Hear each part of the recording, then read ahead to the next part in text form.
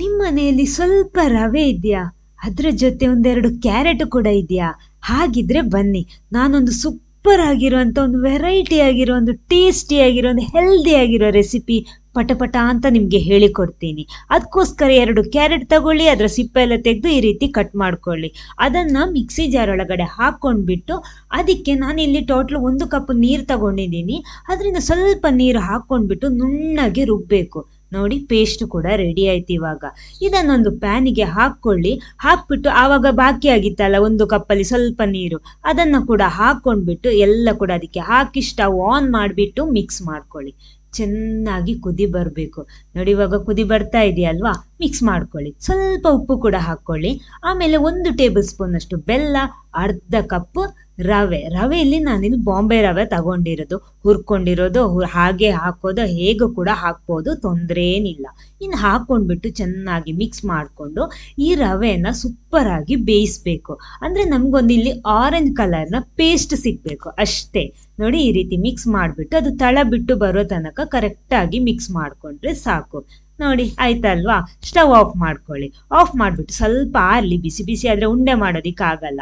ಆರಿದ್ಮೇಲೆ ಕೈಗೆ ಸ್ವಲ್ಪ ಎಣ್ಣೆನೋ ಏನಾದರೂ ಹಚ್ಕೊಂಡ್ಬಿಟ್ಟು ನೋಡಿ ಸಣ್ಣ ಸಣ್ಣ ಉಂಡೆ ಮಾಡ್ಕೊಳ್ಳಿ ಈ ರೀತಿ. ಅದನ್ನ ಇಡ್ಲಿ ಪಾತ್ರೆಯಲ್ಲಿ ಹಾಕೊಳ್ಳಿ. ಇಡ್ಲಿ ಪಾತ್ರನೋ ಯಾವುದು ಆಗ್ಬೋದು, ಆವಿಯಲ್ಲಿ ಬೇಯಿಸಿದ್ರೆ ಸಾಕು. ನೋಡಿ, ಎಲ್ಲ ಕೂಡ ಹಾಕೊಂಡ್ಬಿಟ್ಟು ಒಂದು 10 ರಿಂದ 15 ನಿಮಿಷ ಹೈ ಫ್ಲೇಮಲ್ಲಿ ಬೇಯಿಸ್ಕೊಳ್ಳಿ. ಇದನ್ನ ಮುಚ್ಚಿ ಬೇಯಿಸ್ತಾ ಇದ್ದೀನಿ. ನೋಡಿ, ಇವಾಗ 15 ನಿಮಿಷ ಆಗಿದೆ. ಸ್ಟವ್ ಆಫ್ ಮಾಡ್ಕೊಳ್ಳಿ. ಸೂಪರ್ ಆಗಿರುವಂತ ಒಂದು ಉಂಡೆ ರೆಡಿ ಆಗಿದೆ. ನೋಡಿ, ಎಷ್ಟೊಂದು ಸಾಫ್ಟ್ ಆಗಿರುತ್ತೆ ಅದು. ಇನ್ನು ಇದನ್ನ ಸೈಡಲ್ಲಿ ಇಟ್ಕೊಳ್ಳಿ.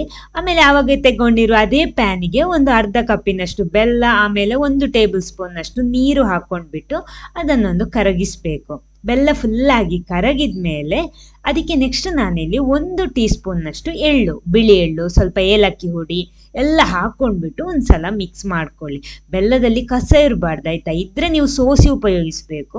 ಆಮೇಲೆ ಒಂದು ಅರ್ಧ ಕಪ್ ತೆಂಗಿನ ತುರಿ ಕೂಡ ಹಾಕೊಂಡ್ಬಿಟ್ಟು ಎಲ್ಲ ಕೂಡ ಮಿಕ್ಸ್ ಮಾಡ್ಕೊಳ್ಳಿ. ಸೂಪರ್ ಆಗಿರೋ ಒಂದು ಪೇಸ್ಟ್ ತರ ರೆಡಿ ಆಯ್ತಲ್ವಾ? ಮಸಾಲೆ ತರ, ಪೇಸ್ಟ್ ಅಲ್ಲ. ಇನ್ನು ಇದಕ್ಕೆ ನಾವು ಅವಾಗ ಬೇಯಿಸಿರುವಂತ ನಮ್ಮ ಬಾಲ್ಸ್ ಇದೆಯಲ್ಲ, ಒಳ್ಳೆ ಆರೆಂಜ್ ಕಲರ್ ಇಂದು, ಅದನ್ನ ಕೂಡ ಹಾಕೊಳ್ಳಿ. ಎಲ್ಲ ಕೂಡ ಒಂದೊಂದಾಗಿ ಈ ರೀತಿ ಸೇರಿಸ್ಕೊಂಡ್ರೆ ಆಯ್ತು. ಆಮೇಲೆ ಒಂದು ಮಿಕ್ಸಿಂಗ್. ನೋಡಿ, ಸೂಪರ್ ಆಗಿರುವ ಒಂದು ಹೆಲ್ದಿ ಆಗಿರುವಂತ ಟೇಸ್ಟಿ ಆಗಿರುವಂತ ಒಂದು ಸ್ನ್ಯಾಕ್ ಇಲ್ಲಿ ರೆಡಿ ಆಗುತ್ತೆ. ನೋಡುವಾಗ್ಲೇ ತಿನ್ಬೇಕು ಅಂತ ಅನ್ಸುತ್ತೆ. ನಿಮ್ಗೆ ಅನ್ಸಿಲ್ವಾ?